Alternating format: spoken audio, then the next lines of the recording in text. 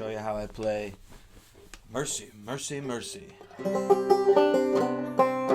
It's I'm gonna try to give you a couple camera angles here. It's a song that I think a lot about the chords that are happening at any given moment, and I'm thinking very chordally the whole song. So we'll go over a lot of different chord shapes that are going to repeat themselves and find themselves in different places on the neck. And there are also a few times where you can use the fifth string in the melody of the song. So a lot of times when I'm trying to figure out a song and I realize, it takes me a while to realize the player is doing that because they're always looking for a melody note somewhere else on the neck, but sometimes it's just right there at the open fifth string. So I'll point out those places. But yeah, I'll just play it a couple times, real simple, and then I'll talk about what I'm doing. 2, 3, 4.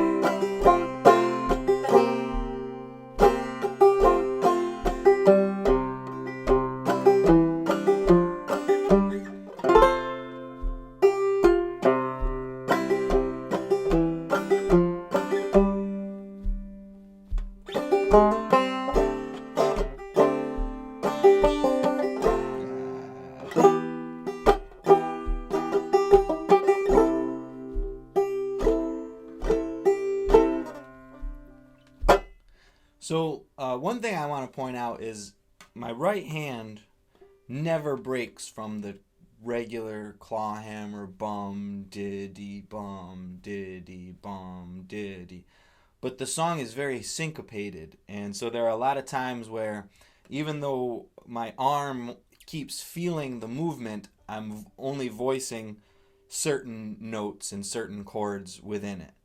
But the actual motor here of clawhammer, boom, chaka, it never stops. It's always going, even if we don't play all the notes we can. So let's just look at this A section.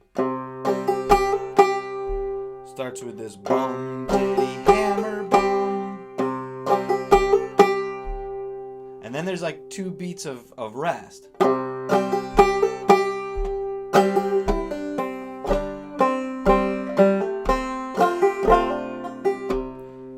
So bum, diddy, hammer, bum, pull off, bum. This is your G chord, your 5 chord. So you play the 5 chord, and then pull your middle finger off.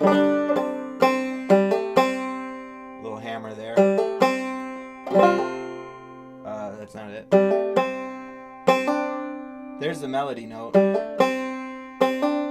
Hammer on the 2nd fret of the 2nd string, but sometimes it's pretty to keep that within the context of this 4 chord, the F chord, kind of makes it sound more like the jazz song.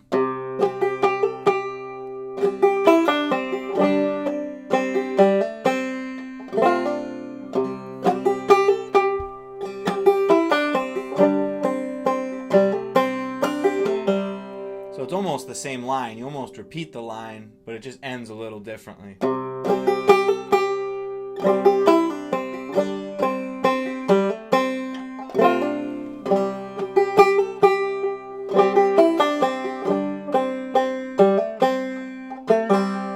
Pull off on the 3rd string. And then you start again.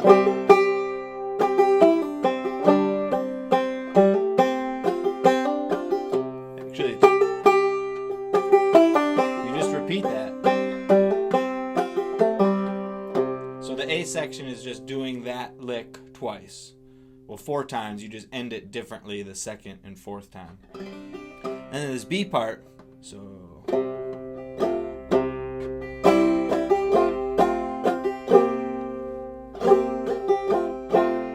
your C chord, F chord.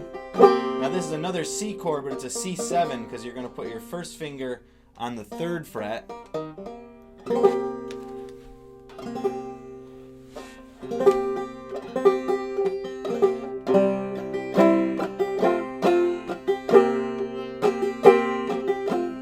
And then back down.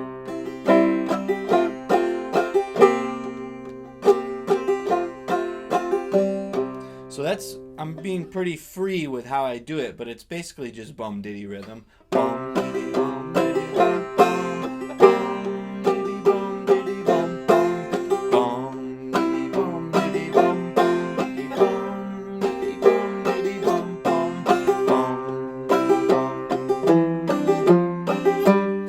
So this is a very simple walk up. You're just going open twice, 4, 5, 7. And I'm just the ditty is just on the open strings. I'm not making it very complicated. Now this chord is an F.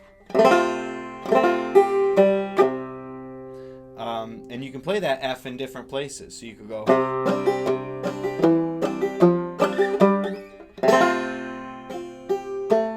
Oh, here's the first part where you use the 5th string in the melody.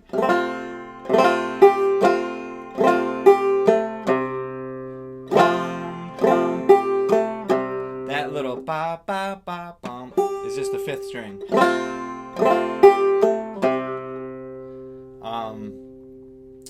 But yeah, you can play the F here. You can play the F here, bar the 5th fret, and catch the 7th with your pinky on the 1st string.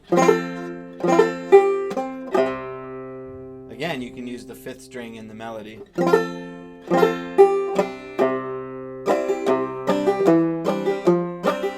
Or you can go way up here to the 10th fret and do this shape. It's like a little triangle where your first finger would be 2nd string, 9th fret, and then your middle finger and ring finger play the 10th fret on the 1st and 3rd strings. And we're gonna come back to that shape in a minute in the next part. So we have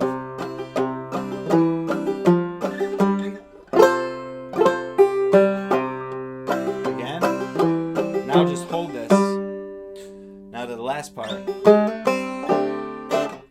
This first chord is a D minor chord, and so it's the first finger and middle finger on the 3rd and 4th strings at the 2nd fret. Now the next chord is an E minor, and you're going to do that same shape. You're going to bar the 2nd fret and then get your ring finger and pinky to come here on the 4th fret. You can also play an E minor like this, right? If this is an F chord, go down a half step, E minor. So you can go.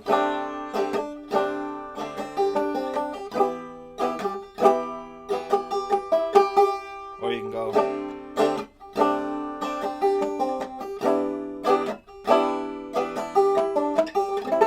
And this last chord is an A minor. And so the way I think of it is the same shape we did up here for an F chord. If you do it here at the 5th fret, it's just a C chord. And if right now the top note is a G, but if we replace that G with an A, it becomes an A minor chord. And I think that's the voicing closest to the melody. And here's the other place where our 5th string is actually the melody note.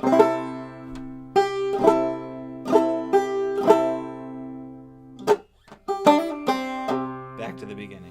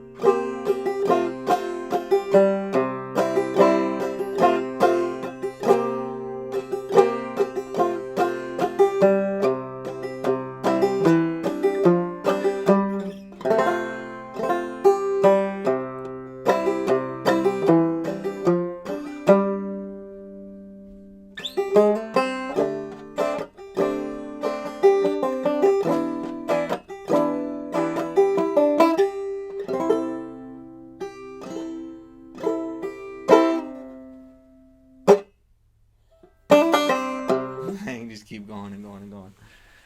All right, I hope that helps.